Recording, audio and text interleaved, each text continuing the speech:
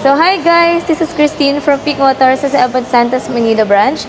And for today's video, meron tayo ditong 2025 Expander Cross Automatic. So papakita ko sa inyo guys kung ano ba yung meron dito sa unit na to. And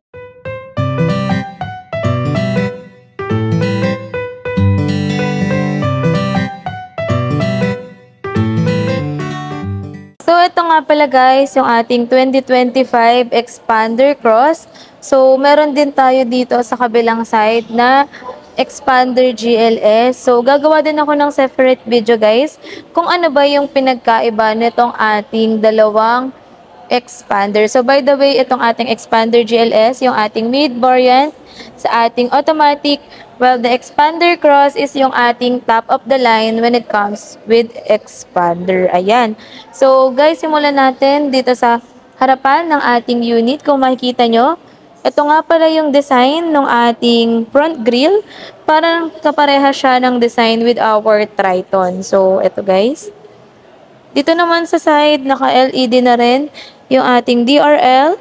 Meron na rin tayong LED na T-shape headlights. And when it comes naman sa ating fog light, naka-LED na rin siya guys. Sa ating GLS, naka-halogen lang. Pero dito sa ating Expander Cross, lahat sila guys, naka-LED na rin. So, dito sa side, isa sa mga mapapansin mo para masabi mong Expander Cross siya is yung ating mga body arc molding or yung ating body claddings guys. So, sa Expander Cross lang meron yan kasi dito sa ating GLS, hindi siya kasama. Ayan o. Yan yung ating, ito naman yung sa GLS guys. Sobrang plain niya lang. Ayan. Wala siyang body arc molding.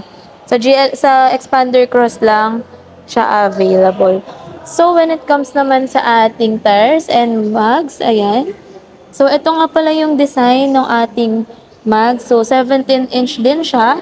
Pero, iba yung design niya with our Expander GLS. Sa Expander Cross, ito. At sa Expander GLS ay ito naman, guys. And, pero gagawa ako ng separate video kung ano ba yung pinagkaiba nilang dalawa.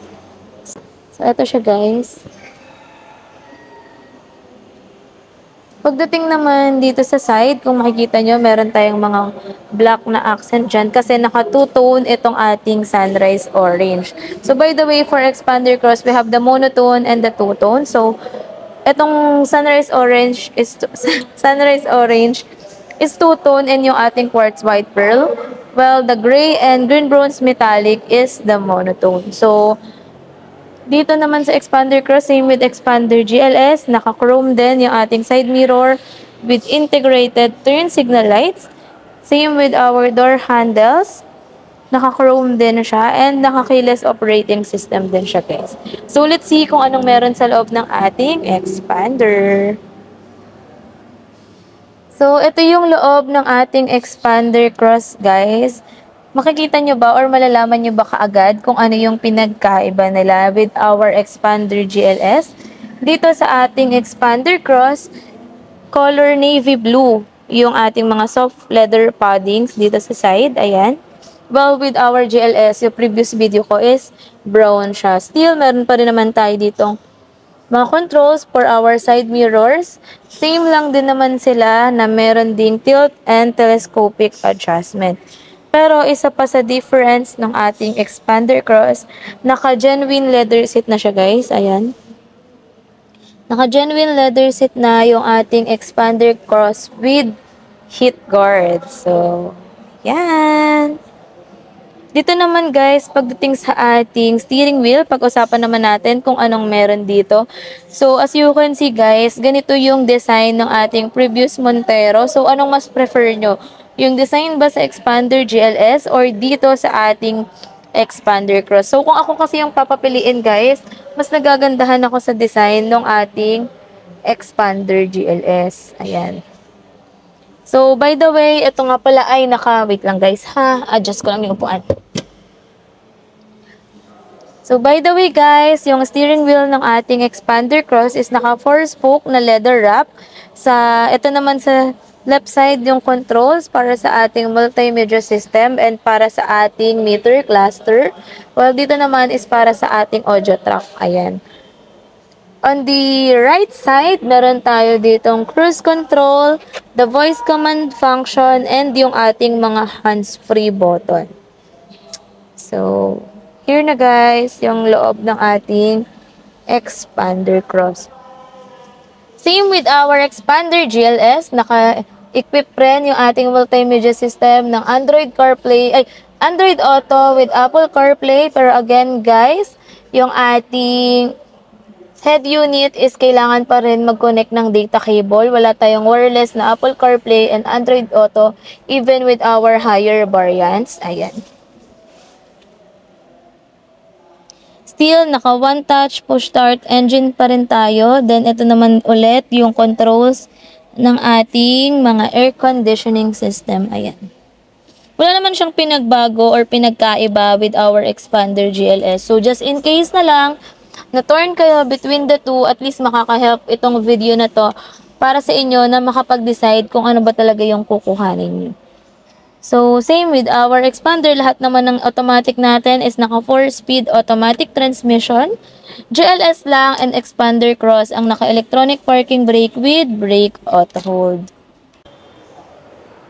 So, as you can see guys, sa Expander Cross, meron na rin tayong roof rails. Ayan, color black siya. Well, dito sa ating Expander GLS, wala siya. Sobrang plain niya lang. So, at least kung kino-consider nyo either of the two units, pwede kayong mag-decide using this video. Ayan. So, sa second row, tignan natin kung may pinagkaibas ba sila. Pagdating sa second row, guys, same lang din naman sila na naka-leather seat. And merong Type A and Type C port dito sa second row. So, for easy access or for convenient ride, para sa ating mga passengers, meron na rin tayo dyan na ports. Ayan, nakakahingal mag-video. So, ano pa ba guys? Ano pa bang papakita natin dito? So, dito naman sa ating rear, ayan, still meron pa rin tayo na L-shape na tail light and meron tayong Expander Cross na emblem. Equip rin naman siya guys ng reverse camera. Oo nga pala guys, dito sa passenger side, merong under tray dito. So, papakita ko sa inyo. Para sa mga hindi nakakaalam guys, meron tayong under tray usually dito sa ilalim. Pero wala lang siya dahil naka-display tong unit. Baka mawala. Ayan. Ito nga yung dashboard and all. So, there you have it guys, yung quick review nitong ating 2025 Expander Cross. By the way, ano ba yung mga available colors for the Expander Cross? Again, we have the Sunrise Orange, Quartz White Pearl, Graphite Gray Metallic, and Green Bronze Metallic. So, when it comes naman sa SRP, ang SRP niya for monotone is 1,346,000, while for the two-tone na Sunrise Orange is 1,356,000, and for the Quartz White Pearl is 1,371,000. So, yes guys, basta color white yung unit nyo, additional 15,000 po tayo sa SRP. Let me know kung gusto nyo mag-avail. message nyo lang po ako sa aking contact numbers na indicated dito sa screen, 0933-561-5981, or sa aking Facebook Messenger, Christine Salazar Olimba. So again, this is Christine Salazar, your sales executive for Inpic Motors, Sabat Santos, Manila branch. Bye!